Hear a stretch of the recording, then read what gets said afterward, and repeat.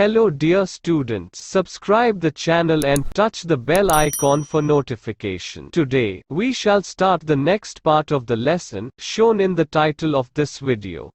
Before watching this video, please read your lesson from your textbook. Okay, now, let's start. Environment. Natural environment and man-made environment. Natural environment includes biological, biotic components like flora, fauna and human beings. Inorganic, abiotic components are like land, water, air etc. Man-made environment is created by human intellect by interacting with biotic and abiotic components. पर्यावरण के मुख्य दो प्रकार हैं: प्राकृतिक पर्यावरण और मानव सृजित पर्यावरण। प्राकृतिक पर्यावरण में जैविक घटक जैसे कि वनस्पति सृष्टि, प्राणी सृष्टि और मानव का समावेश होता है। अजैविक घटकों में भूमि, जल, हवा आदि का समावेश होता है।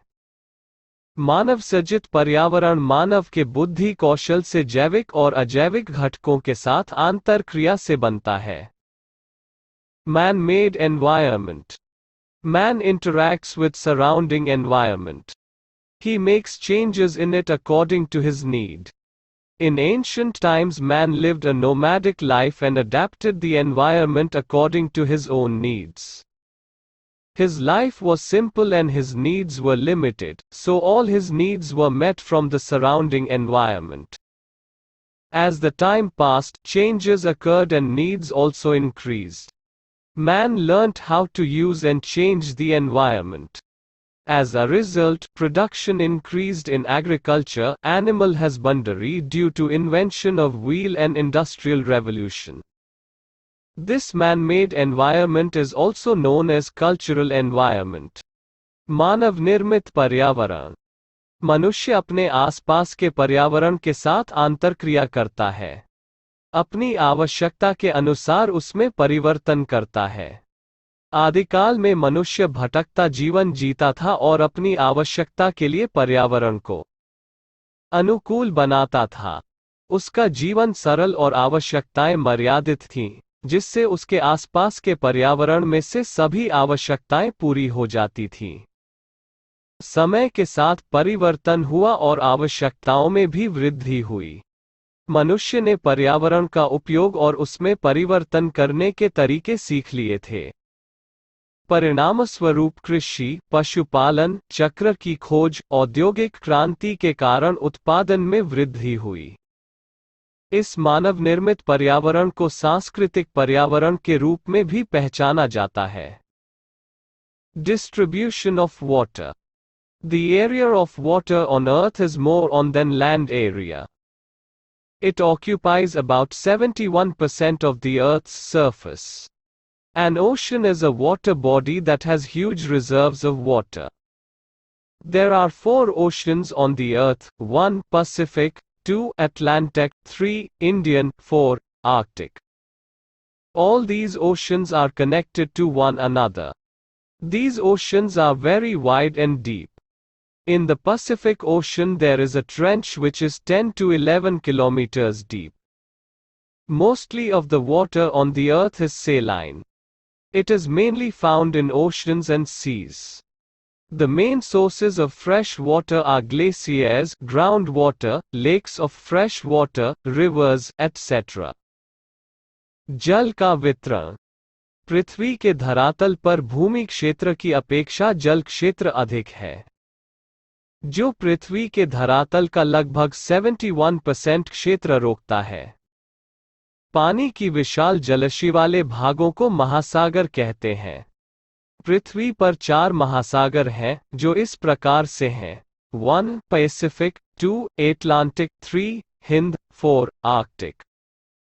ये सभी महासागर एक दूसरे के साथ जुड़े हुए हैं। ये महासागर खूब ही विशाल और गहरे हैं। पैसिफिक महासागर में तो 10 से 11 किलोमीटर तक गहरी घाटियां हैं। पृथ्वी के धरातल के पानी का अधिकांश भाग खारा है, जो मुख्यतः महासागरों और समुद्रों में है। मीठे पानी के मुख्य स्रोत हिमशिखर, भूमिगत पानी, सरोवर, नदियां आदि हैं। Sea waves. Sea waves arise from various forces. Normal waves are created by the wind blowing over the sea surface. High waves are formed by whirlwind or storm. When these waves reach the coast, they cause heavy damage. समुद्र को लहरें. समुद्र में लहरें विविध प्रकार के बलों से उत्पन्न होती हैं. सामान्य लहरें समुद्र की सतह पर बहते पवनों से सर्जित होती हैं. बवंडर या चक्रवात से ऊंची लहरें उछलती हैं. ये लहरें समुद्री किनारे पर पहुंचकर भारी नुकसान करती हैं. Tides ebbs. Twice a day sea level rises and falls periodically. This phenomenon of rising and falling of sea is called tide and ebb. At the time of high tide sea water bulges towards the shore, while at the time of ebb the sea water returns to the sea from the shore. The time interval between new moon to tides is about 12-25 hours. दिन में 2 बार समुद्र का स्तर समयांतर में ऊंचा चढ़ता नदियों में गण और नीचे उतरता है. समुद्र की इस उतार चढ़ाव की घटना को ज्वार भाटा कहते हैं. ज्वार के समय समुद्र का पानी लहरों के रूप में किनारे की तरफ घुस आता है, जबकि भाटे के समय समुद्र का पानी किनारे से समुद्र की तरफ लौटता है. 2 ज्वार या भाटे के बीच का समय अंतर लगभग 12-25 घंटे जितना होता है. Tide occurs on the earth due to gravitational force of the sun and the moon. The mass of the sun is more than the moon but is far away from the earth, so the gravitational force of moon is more on the earth. Different parts of the earth face the sun and the moon at different times, so tides also come at different time. On the day of new moon and full moon, the sun, the earth and the moon come almost in a straight line. This condition results in high tide. But when the moon is in its first and last quarter, the gravitation pull reduces, resulting in low tides.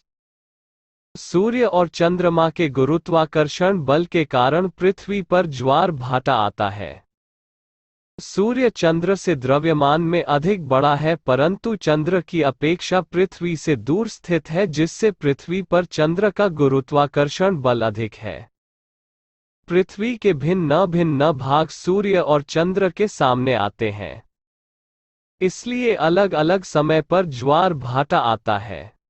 अमावस्या और पूनम के दिन सूर्य, पृथ्वी और चंद्र लगभग एक सीधी रेखा में आते हैं.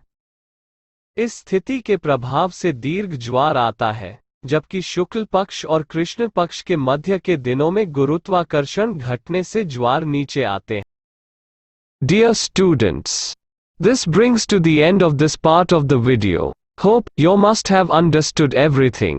Do not hesitate to put your comments, queries or questions in the comments box. Take very good care of yourselves and your family. Stay home, stay safe. We will meet again in the next part of this lesson or a new lesson. Subscribe to this channel, like this video and share it with your friends. Don't forget to touch the bell icon for notifications of new videos.